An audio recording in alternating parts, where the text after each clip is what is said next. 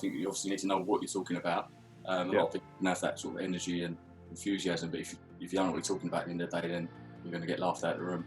Mindset is so important, I believe, anyway. Yeah, hopefully. A lot of entrepreneurs have got, goals and visions that they want to become multi-millionaires and all that. Everyone says that, but so many people are not. Everyone knows that property, if done right, is a good sound investment and can earn people a lot of money.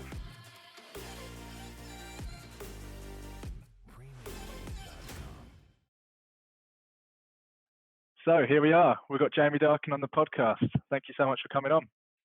Thanks for having me. It's good to be here. So it's all good. So we've got a big background, haven't we, Jamie? We went to school together. We both went to Shenfield High School, so we've known each other for a good few years now. And I guess our relationship started when perhaps we was in the same class in economics or business. I think it was in sixth form, really, weren't it? I think I remember rightly, we was in the same form, and then we was in business and economics. So we spent quite a lot of time together in sixth form, actually. Yeah. And you're always the person I went to if I didn't do my homework. Oh, I know. Last thing all the time. Yeah, it'll be me running into school trying to sell some sweets, and then coming into the other form room and saying, "Jamie, you've done the homework," and almost copying it every single time. So if there's anything times, I think I quite enjoyed that period in sixth form. There's good lessons. So Yeah, I love sixth form. So if there's anything that I owe my success to in economics, especially, it would be you. I'll take credit for that. No problem. So obviously we went to the same school together. We both took very similar subjects. One thing that I thought I learned in school that Mr. Sheeran had taught us was, I can't remember what he said now. It's not what you think, it's how you think it.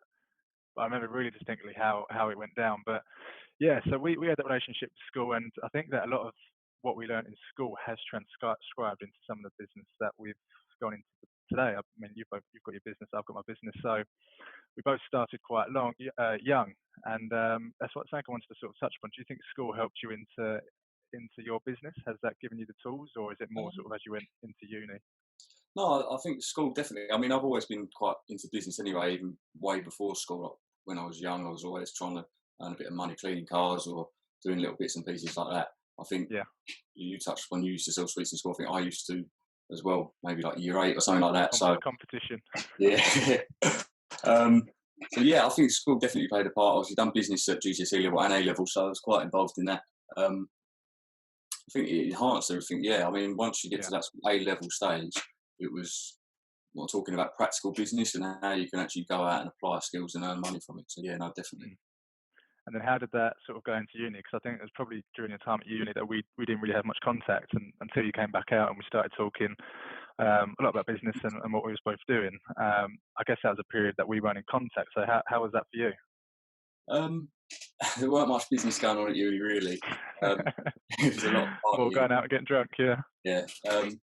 For me, obviously, I didn't finish uni. I went to uni. I'd done a year and a half there. Wasn't really for me. I enjoyed the nightlife and things like that, but the course that I'd done wasn't really for me. I did look at different business opportunities. Like I said, they was quite encouraging with business. They would give grants and whatnot, but I couldn't really come up with the right idea that I wanted to do at the time. So nothing really materialised there. It was not until after uni that got started. Yeah. So that's interesting. So you left uni, and did you have anything planned for leaving, or was it just, I don't want to do this anymore, I want to try and find other opportunities? Yeah, no, there was a few reasons for leaving uni. It wasn't, I didn't have a plan to go straight into, I was looking at jobs in London and whatnot. And then I was asked to go into business and set something up, which is what we still do now. So cool. Yeah. And so is that Keystone? Is that the estate? Cornerstone, that's the one, not Keystone. Cool. And how long has that been going for now? So we've been running it 4.5 years now. Basically, a brief overview of that is we work with various local authorities through Kent and London, and we provide them or their clients with accommodation. So 4.5 years we've been going now. So it's doing quite well. It's quite proud of that. So no. So that was your first, I guess, step into the business world. How have you found it? What's gone well? What hasn't gone too well? There's many ups and downs, as any business really. I'm sure you're always going to get that. I mean, it's taught me a lot of people skills, a lot of practical business skills. I mean, you can learn as much as you want at school and at uni, but until you actually put it into practice and you're doing stuff on a daily basis and you're trying to grow your business and operate and manage staff, it's very different. But every day's learning something new every day. Yeah. Yeah. And I think that's one thing that I wanted to talk about is obviously starting a business and being at that level at a young age. So how old were you when you jumped into that? I think I was 19, turning 20. I think. So yeah, 19, 10, and 20. So I mean, it's young to be starting a business, really, isn't it?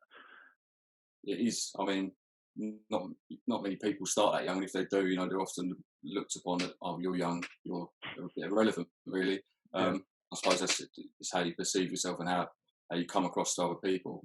yeah. Then gives you that sort of credibility. So Yeah, yeah.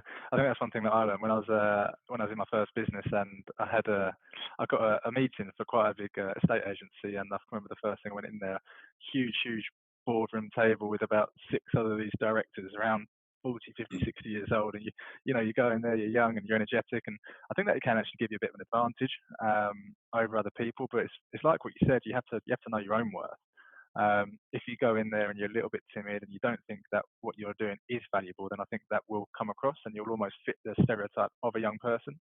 yeah, no, definitely. Well, it comes down to a few things. I think you obviously need to know what you're talking about.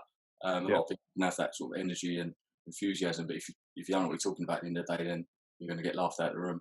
And if you've got that knowledge and within your industry and you show the enthusiasm, often young people have got a few new ideas as well and try to yeah, innovate, which obviously will help. So yeah, I think it can be an advantage to be young, for yeah, sure. Yeah. yeah. So touching on that, with getting obviously started with your business and being at that level at a young age, what sort of mindset did you have to have going into that, or is it something you've developed as you go on?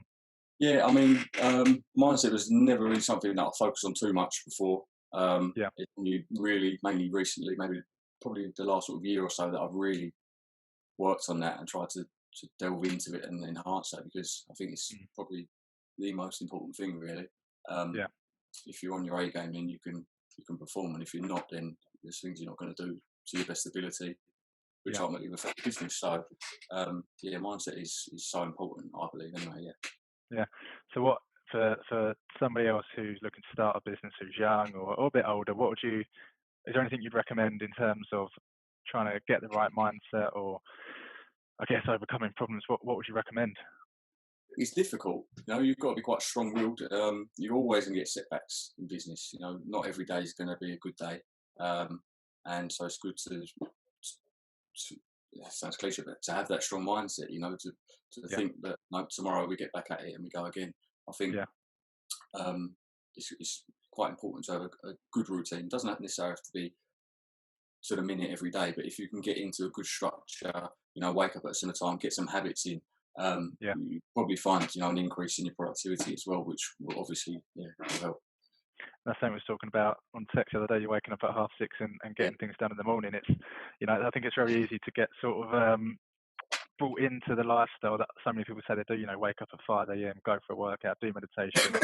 It all sounds amazing, but if you're trying to, it might not be right for you.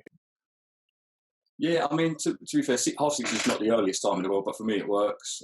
Yeah, I'm sort of on my laptop by 7, 7:15 ish, and I sort of between that time and 9 o'clock, I try and get a few tasks out of the way, which are just going to put a downer on my day, maybe, yeah, or they're not as important. And then what that will allow me to do is focus on tasks that will allow us to try and grow the business or mm, expand and see what we can do, what new opportunities there are.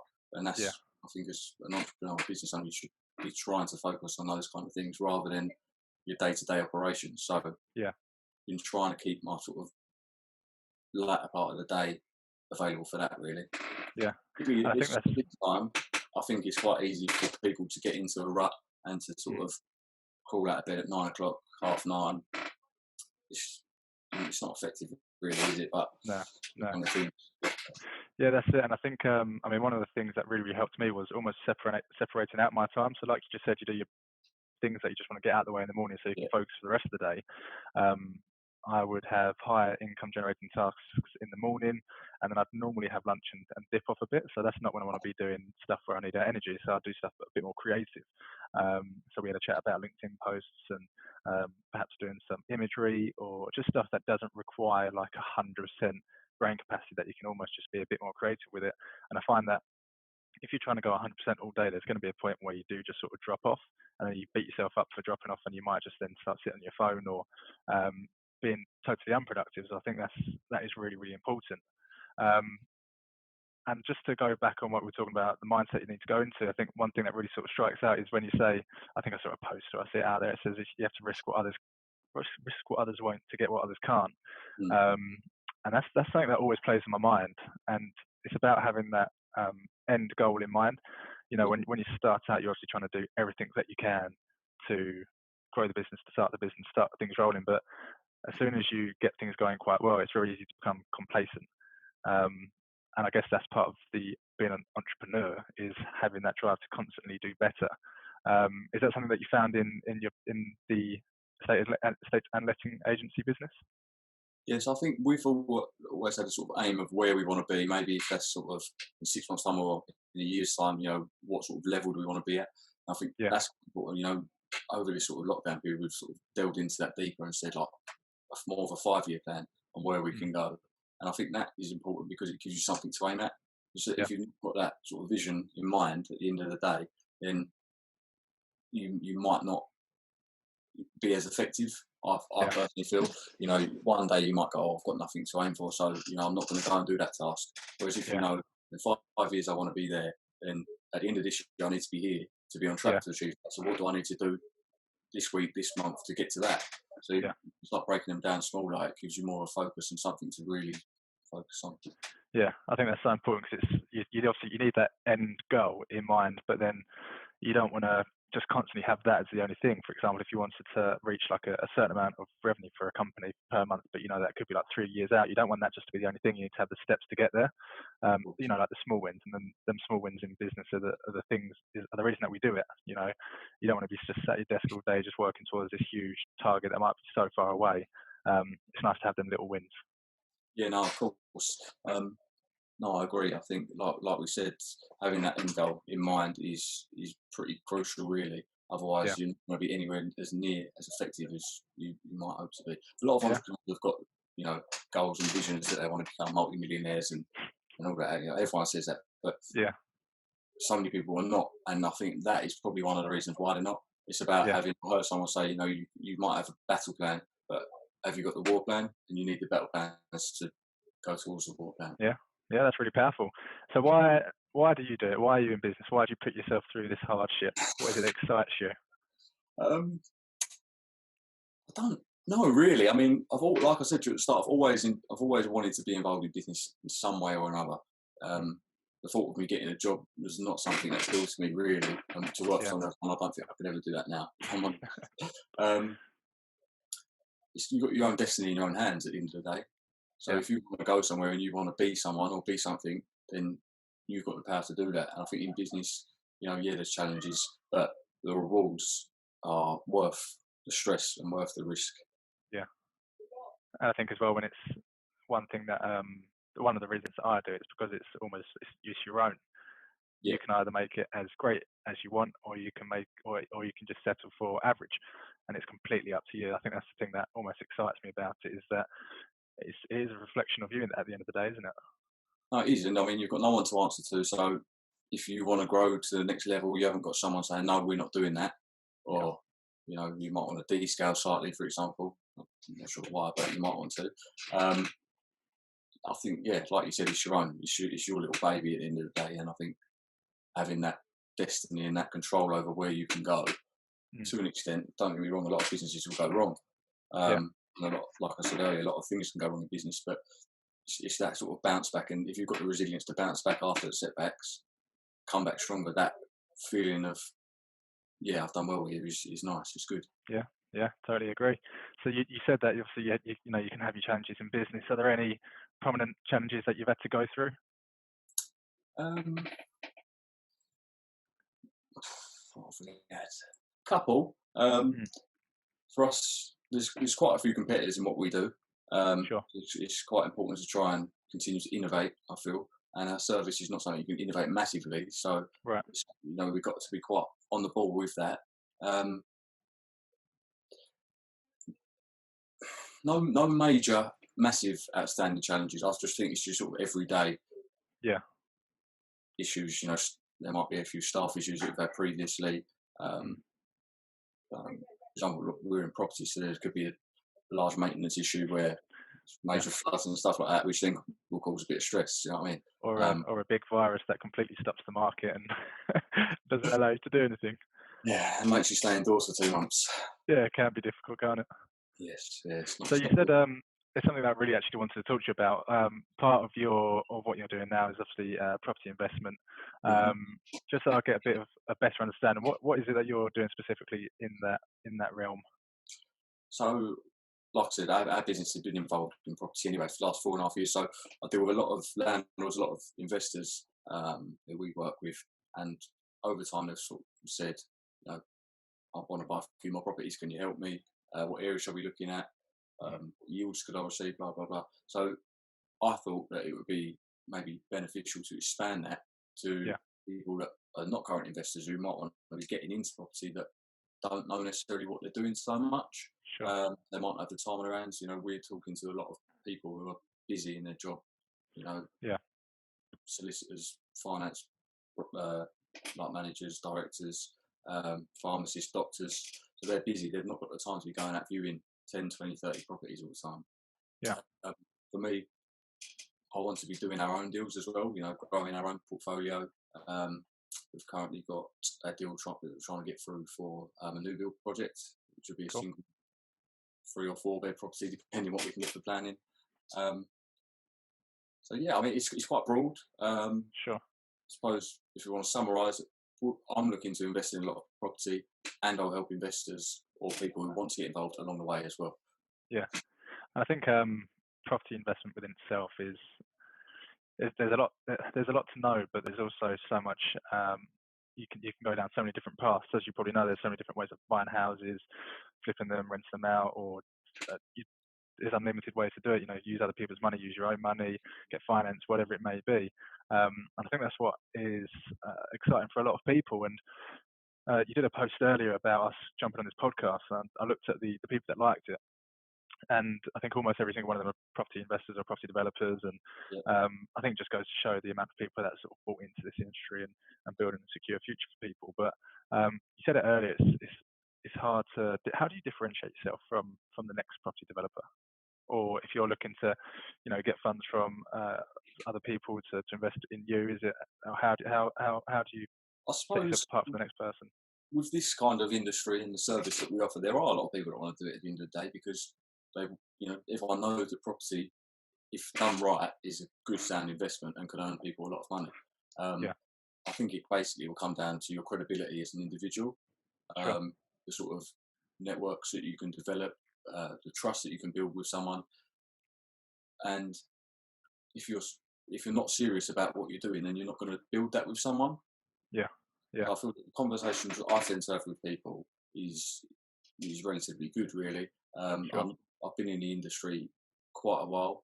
I know I'm still young, but I would say you know 4.5 years Yeah, is quite a while. So we can tend to build that sort of rapport, that credibility, and show right this is what we can do for you, sure. rather than what can you do for us as well.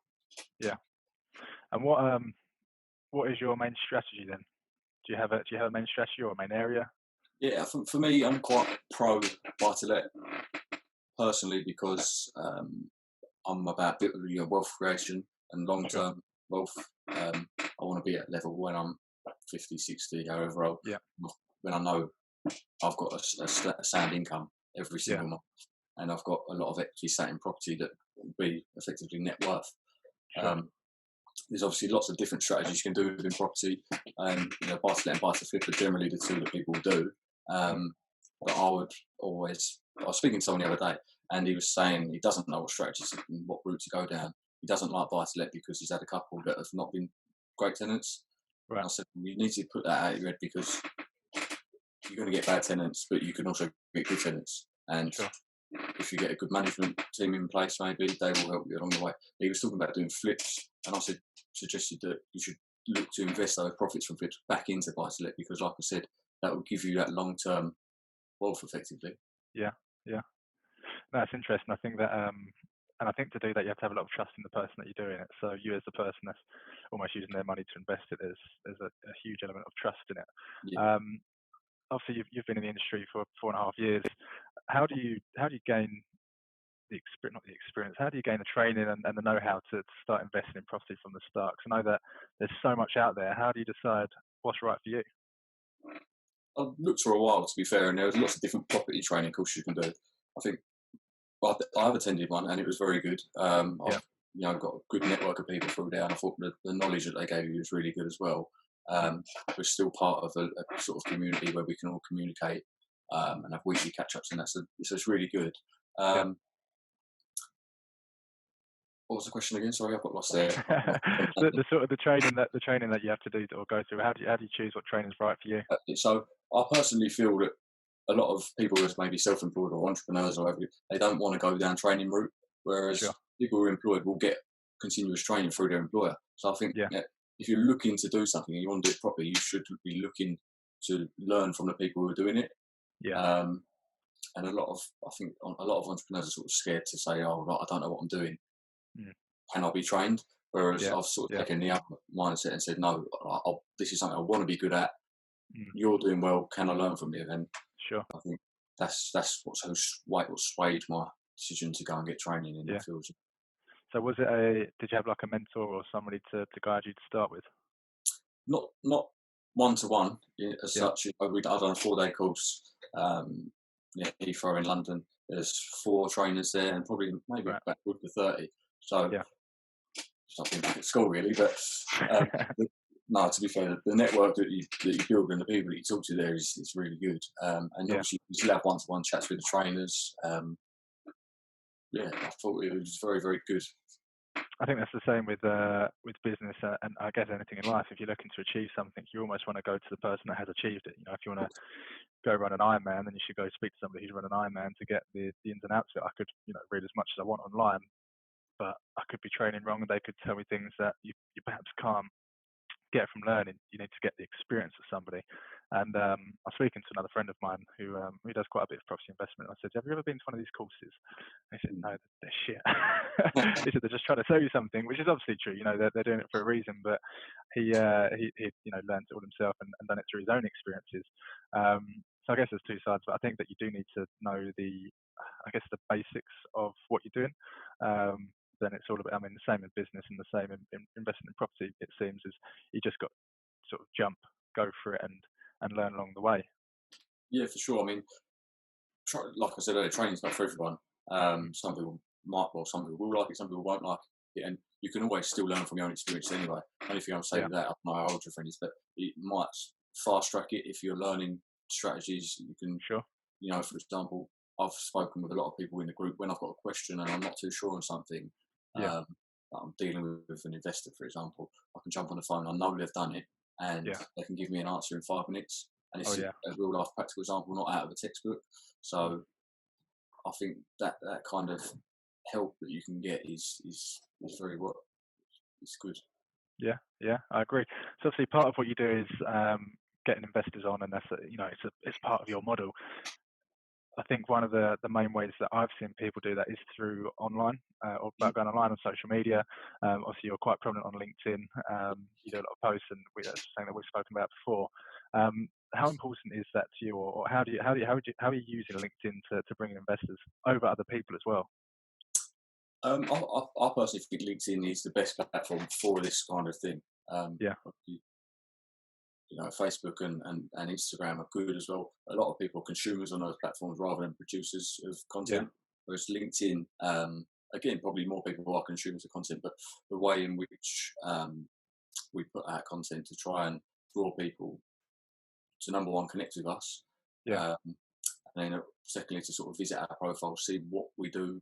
We're quite well structured in my like my summary, for example. You sure, can read yeah, exactly what we can do, how we can help you, what you need to do. Basically, inbox me, and then we'll set mm, up a chat.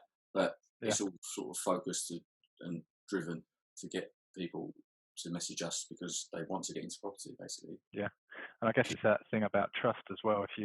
If you're constantly posting and Hmm. people are seeing your face, it's the weirdest thing. If you watch somebody on YouTube or you got somebody on LinkedIn that you've been friends with for a while and they're posting every single day, it could be anyone, just within the market, but doing something completely random. I always feel like I know them. And so when sometimes I message them like as if they're my best mate. But I think it's just building that confidence and that trust in someone. And it seems to be the way that everything is going. For business, I need to make sure that I'm online to make sure that people know who I am, what I do, and then I need to try and add as much value as possible. But the thing I think is difficult for property investors is that there's a lot of people doing it, and I guess going for the same sort of people.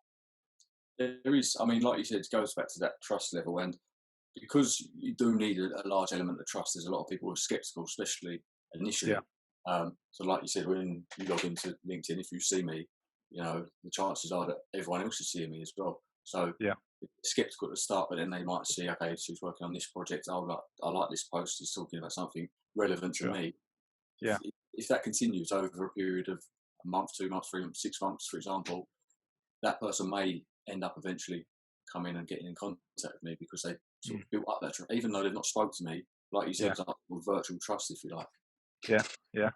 I think I said earlier I've been on a seminar all day, and I think it said that 90% or 95%, something crazy, that's 95% of people just consume. So stuff like LinkedIn and Facebook, and if you're in that 5%, they're actually creating information for people to see. You might get somebody who will just pop out of the blue, a year down the line and say, "Been watching all your stuff. I want to get involved in some way." And is this a big part of your strategy? Is it have you had to learn social media as well as the property development to Yeah, bring the customers in? yeah. No, I've spoken with a few people who are very active on LinkedIn and generate a lot of business through there. It's not just property investors, you can do it with anything, as long Sure. as you've got the right audience, who are your target market effectively, then you can grow leads, for example, in whatever you do. Yeah. Um, like personally, for me, I feel like LinkedIn is more professional Yeah. as opposed to Facebook and Instagram, which is why then you will probably generate more professional people Yeah. who we are targeting. So Sure. that's why we look at LinkedIn. We don't really do much with Facebook and Instagram. No. Face-to-face networking is obviously important as well, but in terms of socials, yeah, it's just LinkedIn. Yeah. It's a little bit difficult to do the face-to-face stuff at the moment, isn't it? Yeah, it's all Zoom. So in terms of, let's just talk about somebody. If somebody's going to start up in property investment, I can imagine there's thousands, even hundreds of thousands of people out there saying, I want to get into property. I always hear it. I want to start getting into property. I've maybe got a bit of cash. What would you suggest for them to do? Find me on LinkedIn and message me. Oh if well, they, if yeah, go on. no, exactly that. Really, I mean, we've got knowledge and we've got a lot of contacts in the industry as well. People who can help source deals. It doesn't really matter where you are in the property in the country. Sorry, we Yeah, can we can hopefully look to source something. But also got good connections with different industry professionals, like solicitors, sure, agents, mortgage brokers. So we can basically make your property experience as hands off as you need it to be. right. And I think that's part of it, isn't it? I know a few people that say I want to get into property, and they say, well, I've got a job.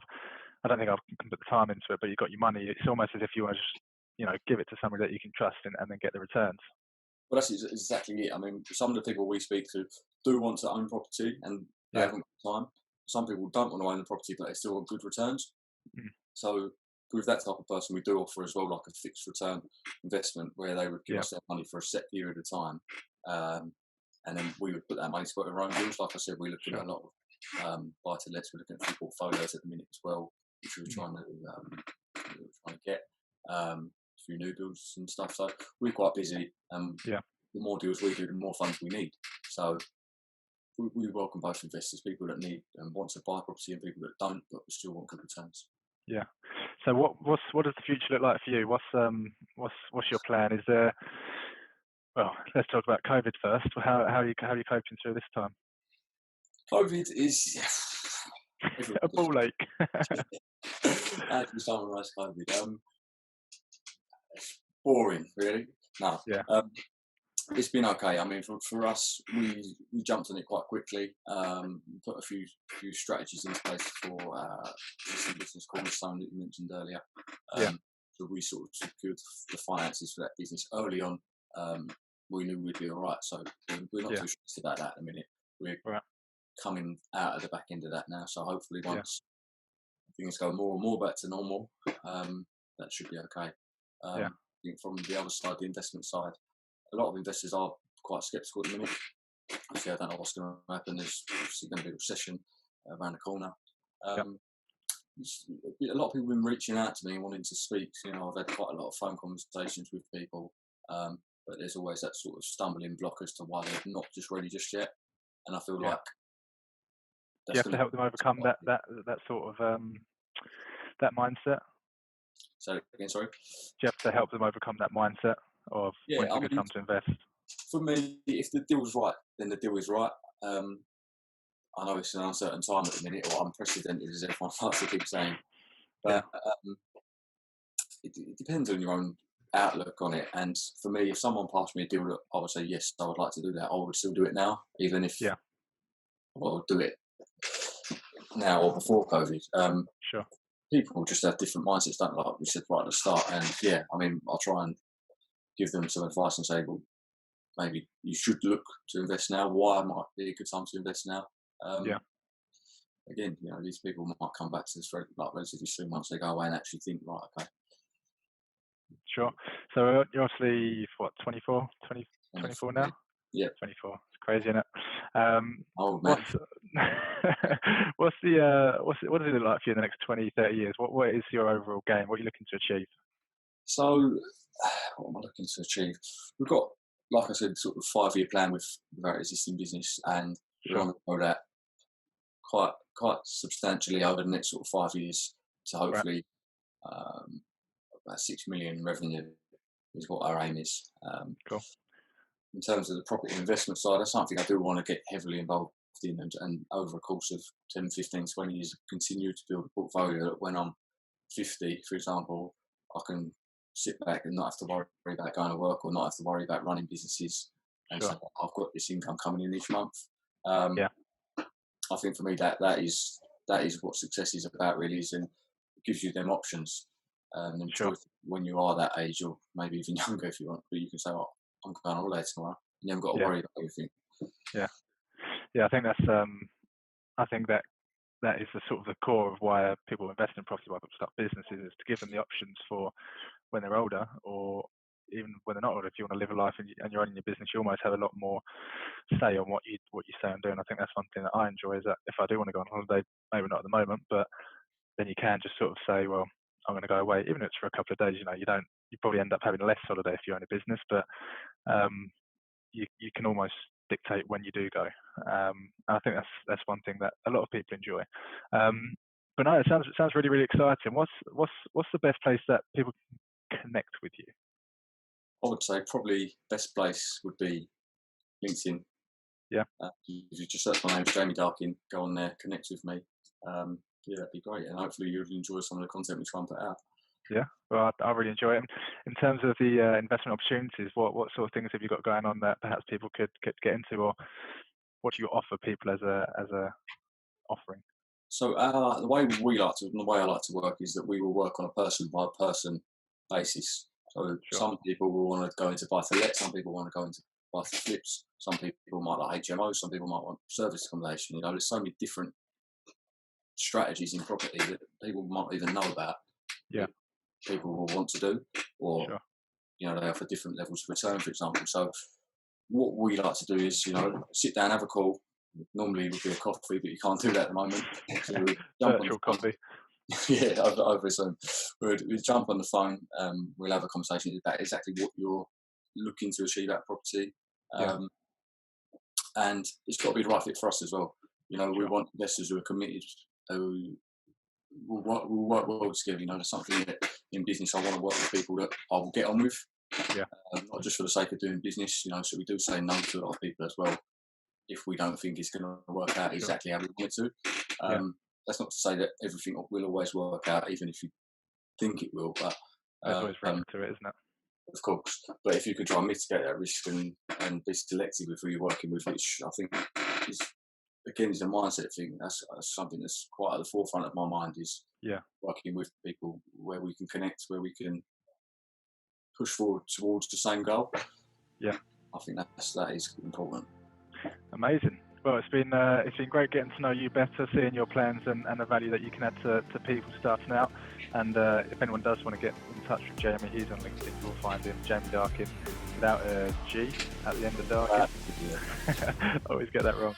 So yeah, go connect with him, and yeah, I hope you enjoyed it. Okay, thanks for having us. No problem.